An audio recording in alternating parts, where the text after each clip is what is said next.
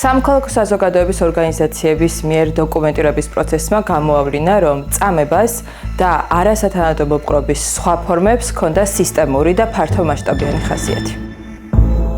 გამოკითხულთა 78%, კერძოდ 91 ადამიანი მიუთითებს, რომ 2024 წლის ნოემბრიდან 2025 წლის იანვრის ჩათვლით პოლიციის მხრიდან ისინი დაექვემდებარნენ არასათანადო მოპყრობის სხვადასხვა ფორმას, წამებას, არაადამიანურ ან დამამცირებელ მოპყრობას. დოკუმენტირებული არასათანადო მოპყრობის შემთხვევათაგან 88% შემთხვევაში პირები ასევე იყვნენ დაკავებულნი. პოლიცია მათზე ჯგუფურად ძალადობდა, განსაკუთრებით თავისა და სახის არეში. მათ სცემდნენ სპეციალური ხელსაწყოების მეშვეობით, ამავდროულად ფეხებისა და მუშტების გამოყენებით. დაკავებულებს ემუქრებოდნენ სიცოცხლის მოსპობითა და სექსუალური ძალადობით. ამავდროულად აყენებდნენ სიტყვიერ შეურაცხყოფას.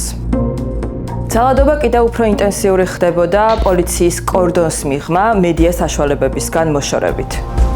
სპეციალურად გამოყოფილ მიკროავტობუსებში დემონსტრანტებს სცემდნენ და ასევე ასმენინებდნენ სხვისი წამების ხმებს.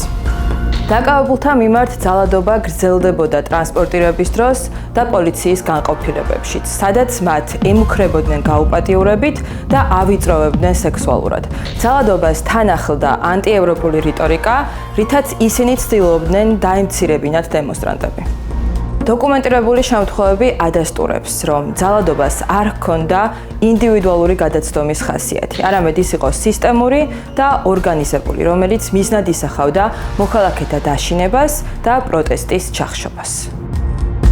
მიუხედავად წამების მასშტაბისა და დამადასტურებელი მტკიცებულებებისა, დღემდე არც ერთი ფაქტი გამოძიებული არ არის და არც ერთ სამართალდამცავს პასუხი არ უგია.